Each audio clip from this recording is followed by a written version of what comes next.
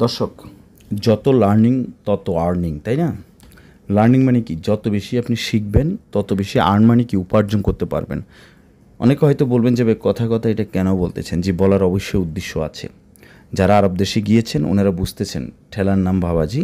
আপনি যতই ব্রিলিয়ান্ট হন না কেন, যখন আপনি আরবিতে কথা বলতে পারবেন না, জানবেন না, বুঝবেন না, তখন আপনাকে অনেক বেশি অসহায় মনে হবে। কোথাও ভালো জব দিবে না, ভালো বেতন দিবে না, ওভার টাইম ডিউটি করতে পারবেন না, কেউ দেখবেন আপনাকে হেল্প করবে না। তাহলে আপনি যখন আরবিতে কথা বলতে পারবেন, আপনার মতো করে আপনি স্বাচ্ছন্দ্যভাবে বসবাস করবেন, খুব সুন্দর লাগবে, ভালো বেতন পাবেন। সো যত বেশি শিখবেন তত বেশি ইনকাম করতে পারবেন। দর্শক, আমি আজকে যে ক্লাসটি আপনাদের জন্য তৈরি করেছি, অত্যন্ত হেল্পফুল একটি ক্লাস তৈরি করেছি। অনেক চিন্তা ভাবনা করে আমি অনেকগুলো শব্দ দিয়ে আজকের এই বাক্যটিগুলো তৈরি করেছি। আর সেম টু সেম যদি আপনারা আমার লেখা বইটি নিতে চান, প্রত্যেকটি শব্দ বাক্য বাংলাতে 200 পাতার যে বইটি আছে, এই বইটি যদি নিতে চান অবশ্যই আমাকে হোয়াটসঅ্যাপে মেসেজ করেন। ইনশাল্লাহ এত চিন্তা ভাবনা না করে, যদি আপনি খুব সহজে আরবিতে কথা বলা শিখতে চান, আমাকে একটু নক করেন, দেখবেন আমি আপনাকে কি হেল্প করি ইনশাল্লাহ। দর্শক, এখানে সর্বপ্রথম আমরা যেটা লিখেছি দেখেন, রুমে কয়টি আছে। মনে করেন আমি আর আপনি এখন কাজ করতেছি, কাজ করতে করতে যে হচ্ছে এই 5টা শর্ট পড়েছে বা 5টা বেশি আছে বা আরও 5টা লাগবে, তখন আমরা কি বলি যে অফিসার কয়টা আছে বা স্টোরে বা গোডাউনে কয়টি আছে। তা আমি এখানে রুম দিয়েছি। আশা করি বুঝতে পেরেছেন আমি কি বোঝাতে চাচ্ছি আপনাদেরকে। তাহলে রুম মানে কি? রুম মানে কি? গ্রুপা। তাহলে কয়টি আছে? আছে কয়টি?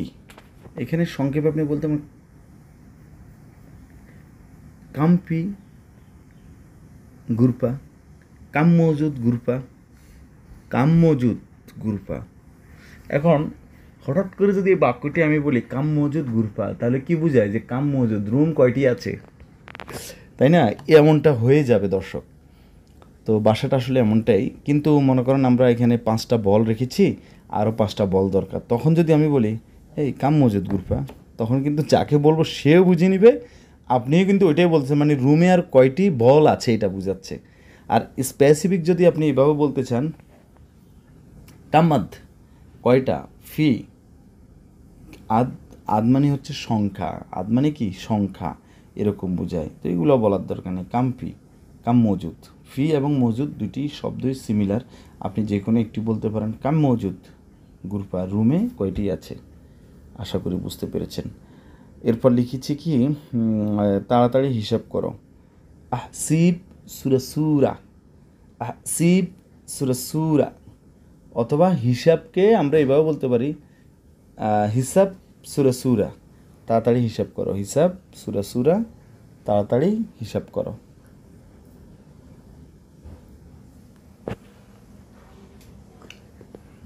Okay fine. সুরা মানে হচ্ছে তাড়াতাড়ি।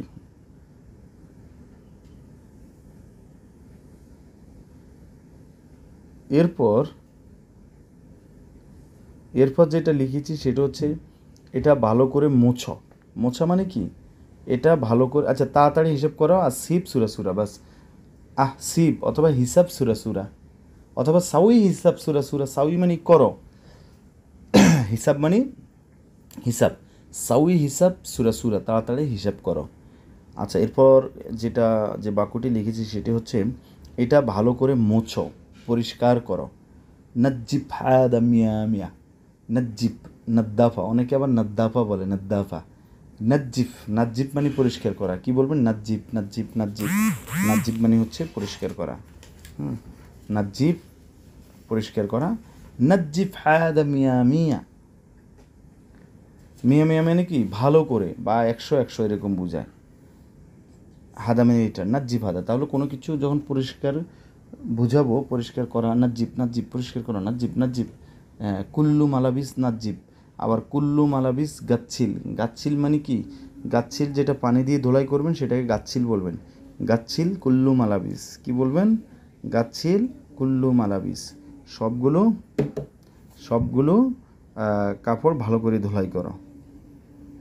আচ্ছা, এরপর লিখেছি, আমাকে 1 গ্লাস পানি দাও। আতিনি আমাকে দিন, কি বলবেন? আতিনি। আতিনি মানে কি? আমাকে দিন। তাহলে আতিনি ফুলুস, আমাকে টাকা দিন। আতিনি ওয়াহিদ কুব ময়া। কুব মানে কি? গ্লাস। ময়া মানে কি? পানি। আতিনি ওয়াহেদ কুব ময়া। ময়া মানে পানি। আতিনি ওয়াহেদ কুব ময়া, আমাকে এক গ্লাস পানি দেন। অথবা আতিনি ওয়াহেদ কুব মাই। মাই মানে পানি, আমাকে মাই আমাকে এক গ্লাস পানি দাও।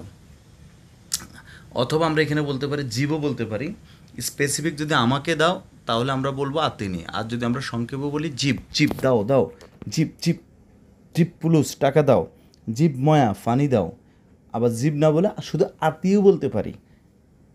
হ্যাঁ, যেমন হচ্ছে ইয়া বাবা আতি ফুলুস টাকা দাও, ইয়া বাবা আতি মুদি আতি রাতি বেতন দাও, জীব ফুলুস টাকা দাও।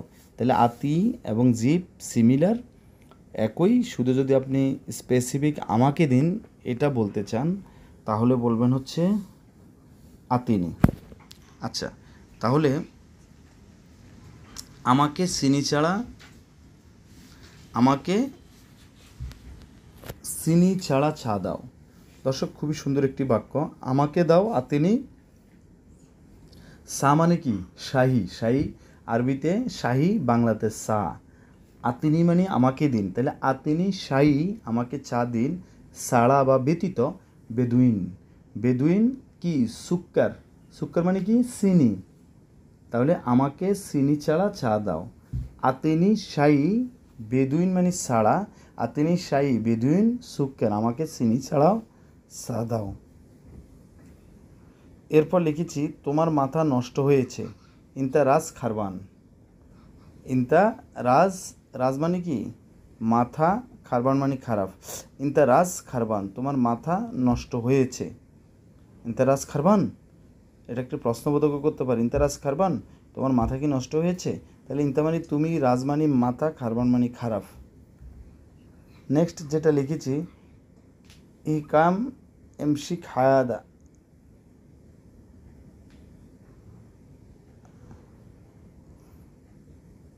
এটা শক্ত করে ধরো। তাহলে ইকাম, ইমশিক মানে ধরা, হায়াদা। ইহকাম, ইহকাম মানে কি? শক্ত করে ধরা। ইহকাম হায়াদা, শক্তভাবে বা শক্ত বুঝাতে ইহকাম ব্যবহার করব। ইমশিক মানে ধরা, তাহলে ইহকাম ইমশিক, শক্ত করে ধরা। ইমশিক মানে এমশিক, এমশিক, এমশিক, এমশিক শক্ত বা ধরা। হাদা ইহকাম এমশিক, এটা শক্ত করে ধরা।